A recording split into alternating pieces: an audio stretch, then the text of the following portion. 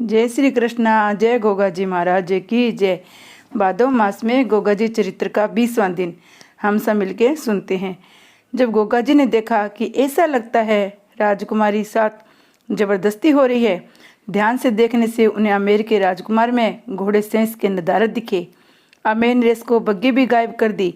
जब तक राजकुमारी दरवाजे पर खींच कर न आ पाई, गोगा जी अपने नीले घोड़े पर चढ़कर आ पहुंचे। जाहिरवीर घोड़े को आता देख ओगरनाथ गुरु को शीश नवा, नरसिंह पांडे, भज्जू कोतवाल, रत्ना भंगी, अर्जन सज्जन भी जाहिर के पीछे पीछे महल की डोडी पर जादम के। गोगा जी ने पूजन वाले पटले पर चरतारा सिंह को धक्का देकर धकेल दिया और आप पूजा की चौकी पर संभल कर खड़े हो गए।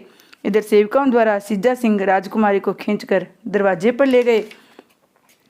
सीरियल ने जब गोगा जी को पटले पर देखा तो तुरंत मोहर की रोली चावल से पूजा कर माता सिरोजा ने आरती उतारी। ओगरनाथ ने अपनी विद्या द्वारा आमेर की बारात को मोहित कर दिया। जाहिरवीर के आरती हो जाने के बाद सातों वीरों ने मिल आमेर वाले दुल्ला के साथ अपने वाले वीरों की अपने तलवार का जोहर दिखाकर खूनम खून कर दिया। जो कर आगे आया उसी का शीश धड़ से जुदा कर दिया। नीला घोड़ा गोगा जी की आज्ञा की बाढ़ देखकर समझा रहा था कि गोगा जी कब पीठ पर चढ़े, कब अपने दुलती के जोहर दिखाऊं। जब उसे जाहिरवीर ने कोई मौका नहीं दिया तो उसने अपनी दुलती घुमा सिज्जा सिंह के ऐसे मारी, उन्हें छट्टी का दूध याद आ गया। दरवाजे के इस संघर्ष का समाचार बारात में चारों तरफ फैल गया।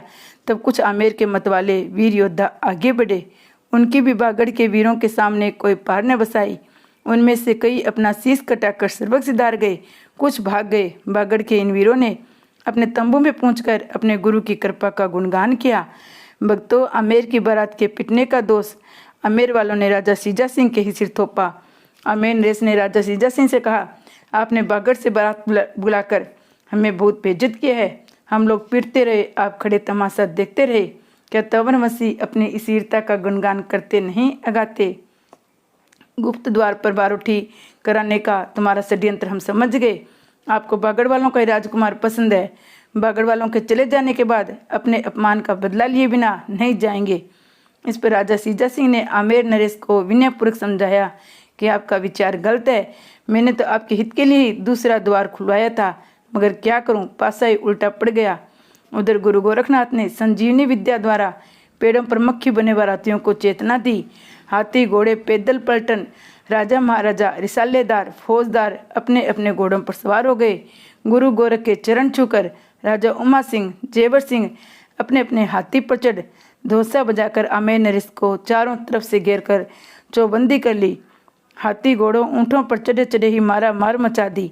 राजा उमरा सिंह के वीर आंधी के समान लड़ते थे। आमेर नरेश पीछे को हटकर राजा उमरा सिंह से बोले, राजकुमारी सीरियल हमारी मांग है। आप व्यर्थ में ही मारकाट मचा रहे हो। हमें जोश आ गया तो हम तुम्हारे गोगा को ही मारकर राजकुमारी सीरियल को ले जाएंगे। आमेर नरेश की बात सुनकर राजा उमा सिंह जोश में भर गए। अपने हाथी आगे को बढ़ाकर एकदम मारा मार मचा दी। राजा उमा सिंह का खूनी हाथी के सामने कछुआए के पैर उखड़ गए। उधर जाहिरवीर ने अपने नीले घोड़े को बढ़ाकर तारा सिंह को आगे कर दिया। तारा सिंह ने गोगा की सूरत देकर भागना चाहा। तब तक जाहिर ने अपने खंजर से उसका शीश धड़ से जुदा कर दिया। तारा सिंह के मारे जाने की खबर सुनकर कछुआए वीर राजा उमा सिंह की फौज पर पिल पड़े। तारा सिंह के मर जाने की खबर सुनकर राजा सिज्जा सिंह भी अपनी फौज रिसाला लेकर हाथी पर सवार हो कछुआओं की तरफ से राजा उमा सिंह की फौज पर मारकाट करने लगे। जब सिज्जा की बागड़ के रणबंकुरों ने आमेर वालों के साथ मिलकर अपने वीरों को कटता देखा तो नरसिंह पांडे, भज्जू कोतवाल सहित सातों अपने अपने घोड़ों पर चढ़ गुरु गोरख का ध्यान धर मारा मार मचाकर घमासान युद्ध करने लगे। नीले घोड़ों ने भी अपनी गति तेज कर दी। गोगा वीर एक वार करता था तो दो मर जाते, तीसरा दशरथ से ही मर जाता था। बाकी बचे खुच्चों को नीला घोड़ा किसी को अपनी दुलती मारता था, किसी को अपने मुंह में दबा ऐसा उछाल फेंकता था जो कोसों दूर जाकर दम तोड़ता था। अपनी फौज को गाजर मूली के समान कटता देखकर राजा सिज्जा सिंह व आमेर नरेश, बागड़ नरेश, हम दोनों क्या सारा देश भी हमारे साथ आकर लड़े तब भी हम लोग आप लोगों से नहीं जीत सकते। कारण गोरख गुरु का साया आप लोगों के सिर पर है। अगर हमारे गुरु जलंधर नाथ गोड़ बंगले में गोपीचंद के यहाँ से छुटकर आ जाए होते तो गुरु गोरख भी गुरु गोरख भी हमारा कुछ नहीं बिगाड़ पाते।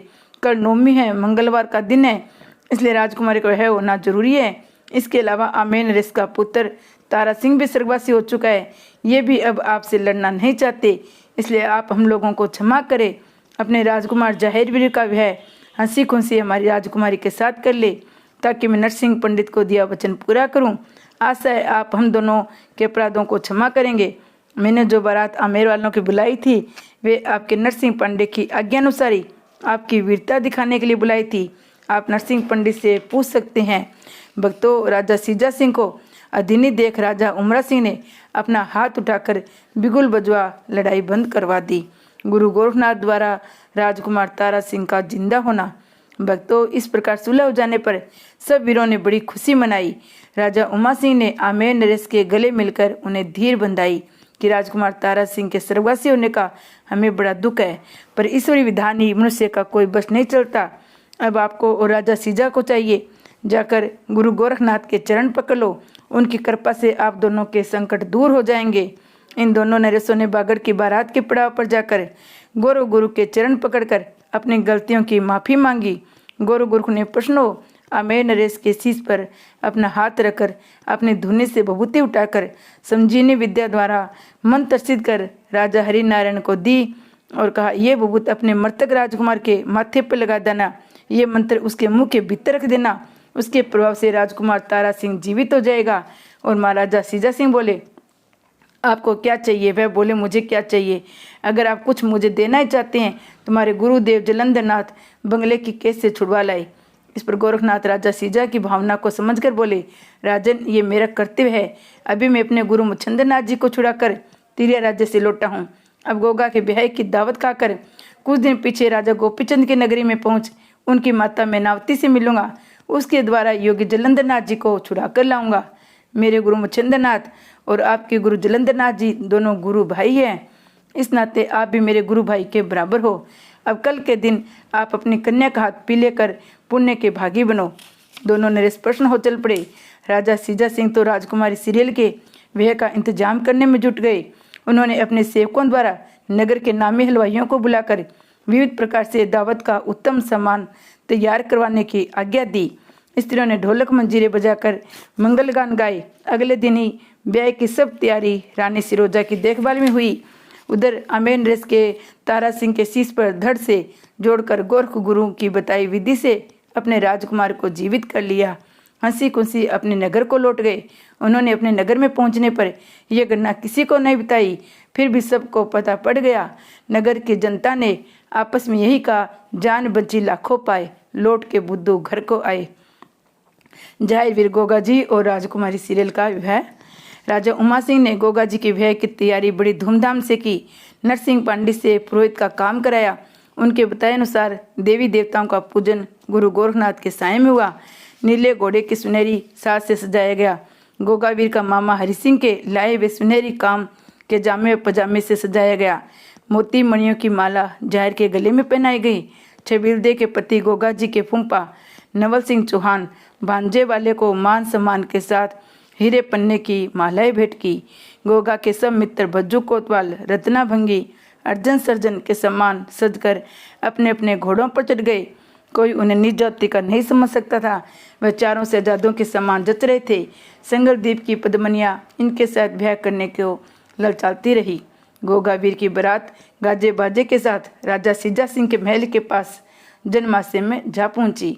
गुरु गोरखनाथ के 14 सचेलों के लिए मैदान में तंबू तनवाकर भांति भांति के पकवान खाने को परोसे। बागड़ के बाराती मेहमान राजा महाराजाओं को जनमानस में भोजन में जिमाया। राजा सीजा सिंह ने हाथ जोड़कर सब मेहमानों की तबीयत प्रसन्न कर दी। सब बारातियों को 5-5 सोने के बर्तन 11-11 गिन्नी भेंट की। गुरु के किसी भी चेले ने ये भेंट स्वीकार नहीं की, इसलिए राजा सीजा सिंह ने 5 हाथी चांदी की अंबारी धरवाकर गुरु की जमात को प्रदान किए। उधर महल में राजा जेवर सिंह व बाबा उमा सिंह की मौजूदगी में जाहिरवीर के राजकुमारी सीरियल के साथ 3.5 फेरे हुए। राजा सीजा ने जब 3.5 फेरे फिरने का कारण जाना चाह तो वह बोले, 3.5 फेरे पहले फिर चुके हैं, जो गुरु गोरखनाथ जी को मालूम है। राजा सीजा सिंह ने अपनी राजकुमारी को इतना धैर्य दिया कि सब बारातियों ने बड़ा ताजुब किया, इस राजा पर इतना धन कहाँ से आया। भक्तों, राजकुमारी सीरियल को रानी सिरोजा और उसकी सखियों ने आंखें गिल्ली करके उपदेश दिया। बेटी, ससुराल पहुँच अपने पति सास ससुर की तन मन से सेवा करना सेवा का ही फल मेवा है। अब अपने ससुराल पहुंचकर दूधो नहाओ पूतो फलो, ये आशीष देकर बागड़ की बारात के साथ अपनी बेटी को विदा किया। भक्तों, बारात को वापस लौटने में बड़ी परेशानी हुई, क्योंकि समुद्र के 2 चक्कर लगाने पड़े। जितना सामान बागड़ देश का था उतना ही राजा सीजा सिंह ने दहेज में दिया था। जब बारात ददरेवा नगर पहुंचकर राजमहल के दरवाजे पर पहुंची तो रानी बाछल काछल राजकुमारी छबीलदे ने रानी सीरियल का स्वागत किया, गा बजाकर डोली से उतारा। सब नगर की दावत करके गरीबों को मुंह मांगा धन दान में दिया। सब काम से फारिग होकर रानी सीरियल सब घर की आंख का तारा बन जाहिर के तन मन से सेवा करती थी। भाग्य की विडंबना, आपस के झगड़े, रानी सीरियल की मौज बहार करते देखकर कैप्टन काछल बड़ी दुखी होती। गोगा वीर की वीरताई और अपने पुत्रों का ब्याह न होने के कारण काछल के बेटे गोगा जी से हर समय लड़ने के मूड में रहते थे। मगर गोगावीर उन्हें सगे भाइयों की तरह प्यार करते थे, परंतु वे गुरु गोरख के श्राप के कारण होने वाले अपनी दुष्ट सास से बाज नहीं आते थे। गोगावीर का राज्याभिषेक और सीरियल की शादी का जलन ने उन्हें झकझोर डाला था। काछल रात दिन दिवस को अग्नि में जला करती थी। न उसे खाना अच्छा लगता न पहनना अच्छा लगता। वह रात दिन दुष्ट योजना बनाने में ही अपना सारा समय नष्ट करती थी। किसी तरह जहर से रात छीनकर अपने बेटे को राजा बनाऊं। भक्तों, वे वीरों का युग था, जिसकी लाठी उसी की भैंस। बाहुबल से राजा लोग बनते थे, कायरता से नष्ट हो जाते थे। छोटे छोटे लोग राजा भारत के मालिक थे। प्रत्येक राजा अपने पड़ोसी राजा को जीतकर उसका राज्य अपने राज्य में मिलाने को आतुर रहता था। किसी भी प्रकार की शांति व्यवस्था नहीं थी। मुस्लिम लुटेरे हमाल कर कमजोर राजाओं को लूटकर अपने देश का भाग जाया करते थे। इस प्रकार के हमले उन्होंने ददरेवा नगर पर भी किए, परंतु जाहिर भी ने उनकी हुलिया बिगाड़ दी। उन्हें माफ़ी मांगकर जान बचाकर अपने देश भागना पड़ा। गुरु गोरखनाथ के श्राप के कारण अर्जुन सर्जन दोनों भाइयों की बुद्धि भ्रष्ट हो गई थी। वह जहाँ भी उठते बैठते गोगावीर के बारे में अपमानजनक बातें करते रहते। गोगा ने उन्हें काफ़ी समझाया कि भैया, हम सबको मिलजुल कर विदेशी आतंकवादियों को डट कर मुकाबला करना चाहिए, तब हम आज़ाद रहकर गुलामी से बच सकते हैं। लेकिन होतवेता वंश उन्होंने गोगा की बात की परवाह न की। ददरेवा नगर का राज्य हत्याने की साजिश करने लगे। कई राज्य के राजाओं द्वारा छूट-पुट हमले करवाए, पर गोगावी ने सबको नीचा दिखाकर भगा दिया। ये दोनों भाई ईर्ष्या की अग्नि में जलने लगे। वे रात दिन यही सोचा करते, इस जाहिर को हम किस तरह नीचा दिखाए। इधर माता बाछड़ ने गोगा को बुलाया और कहने लगी, बेटा, तेरे जन्म होने से पहले गुरु गोरखनाथ ने मेरी प्रतिज्ञा की थी कि गोरख टीले आकर भंडारा करूंगी, मगर अब तक नहीं कर पाई। अब तो तुम्हारी शादी भी हो चुकी है, गोरख टीले पहुंचकर विधि पूर्वक जाकर भंडारा कराओ। गोगावीर बोले, माँ, कल जाकर मैं भंडारा कराऊंगा, अब अधिक देर नहीं होगी। अगले दिन जाहिर वीर 100 ऊँटों पर घी, खांड, आटा, सब्जी, मसाले लदवा हलवाई और सेवकों को साथ ले आप नीले घोड़े पर सवार होकर गोरख टीले पर पहुंचकर गुरु चरणों में शीश नवाया। जाहिर वीर गोरख टीले पर भंडारे में लग गए। इधर सामनी शुक्ला तीज आ गई, जो स्त्रियों का प्रमुख त्योहार है। रानी सीरियल माता बाछड़ से बोली, मेरी इच्छा नौलखे में अपने सखियों के साथ झूला झूलने को है, आप आज्ञा देकर झूले का इंतजाम करवा दो। माता बाछड़ ने रानी सीरियल की प्रार्थना स्वीकार कर ली। पड़ोस के घरों में कहला दिया, बहू सीरियल नौलखे बाग में झूला झूलने जाएगी। जिस बहू बेटी को झूला झूलने की इच्छा हो वह झूला झूलने बाग में जा सकती है। ये चर्चा काछल कप्टिन से भी छिपी न रही। वह तो वैसे ही इन लोगों से खार खाए रहती थी। सीरियल के नौलखे में झूलने की खबर सुनकर वह जल भूनकर कबाब हो गई। दासी को दीपक जलाने को मना करके खुद भी अंधेरे कमरे में पलंग पर जाकर लेट गई। जब कुछ देर बाद उसके बेटे अर्जुन सर्जन आए तो घर में घोर अंधेरा पाया। उन्होंने दासी को पास बुलाकर पूछा, आज अभी तक दीपक क्यों नहीं जलाई? दासी हाथ जोड़कर बोली, माँ ने मना किया है। वह गुस्से में भरी बिना बिछे पलंग पर जा लेटी है। जब दोनों ने माँ के पास जाकर उसकी नाराजगी का कारण पूछा तो वे सिसक सिसक कर रो पड़ी। अपनी माँ को रोता हुआ देखकर अर्जुन बोला, माँ तुम्हें किसने सताया है? माता काछल ने अपने आंसू पोंछकर मुंह फेर लिया। इस पर सर्जन बोला, माँ तुमने भैया अर्जुन को अपनी नाराजगी का कारण बताने में किसका भय माना? सिंगर बताओ, नहीं तो मैं दीवार में सिर फोड़कर अपनी जान दे दूंगा। इतनी सुनकर काछल बोली, जान तो दीवार से टक्कर मारकर मुझे दे देनी चाहिए। जो एक पुत्र जनने वाली हुक्म चलावे, मैं 2 बेटे जनने वाली माँ दासी का सा जीवन बितावे, इसमें तो मैं बांझी बली थी। इतनी सुनते ही काछल के दोनों बेटे गर्ज कर बोले, माँ हमें तुम्हारे दूध की कसम है, हम दोनों मिलकर तुम्हारे दुश्मन को अभी से रोक पहुँचा देंगे। बताओ बात क्या है हुई? इस पर काछल गर्ज कर बोली, आज आस पड़ोस में तुम्हारी मौसी महारानी बछड़ ने कहलाया है कि वो सीरियल 9 लखे में 30 झूलने जाएगी। जो झूला झूलने जाना चाहे वो बेटी जा सकती है। क्या 9 लखा बाग उस अकेली का है? मुझसे सलाह तक न की, नगरी में हुक्म भिजवा दिया।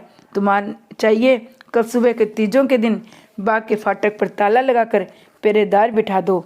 इस प्रकार नगरी की नारियां सारे बाग के फलों का सत्यानाश कर देगी, हौज का जल भी गंदला हो जाएगा। तुम किसी को भी बाग में प्रवेश मत करने दो। जाहिर गुरु भंडारा करने गया है, अगर वहाँ से आनकर गड़बड़ करे तो अपना हिस्सा बांट कर लो। काछल के बेटे गर्ज कर बोले, माँ क्या हम जहर से डरते हैं? तुम हमें बुज़दिल समझती हो। हमारा बल तुम कल ही देखना। अपनी माता को धीर बंधा। दोनों भाइयों ने भोजन जिमा और आपस में तीनों ने कल की कार्रवाई का प्रोग्राम बनाया। रात भर आराम कर तड़के ही प्रोग्राम के अनुसार सेवकों को हुक्म देकर बाग के फाटक पर ताला लगवा दिया और आप दोनों अपने घोड़े पर चढ़ नंगी तलवार लिए फाटक की निगरानी करने लगे। जब रानी सीरियल अपने सखियों के साथ बाग के फाटक पर पहुंची तो ताला लगा देख घोड़ी पर चढ़े अपने दोनों जेठ अर्जुन सर्जन देखे। उन्होंने भी सीरियल को देख निर्जलतापूर्वक कहा, बाग में प्रवेश वर्जित है। ये कोई तुम्हारा बाग नहीं है, हम भी उसके मालिक हैं। अर्जुन सर्जन द्वारा अपमान सहन कर सीरियल लौट आई और बाग में बिना झूले वापस आने की घटना माता काछल को बताई। जय गुरु गोरखनाथ जी की जय।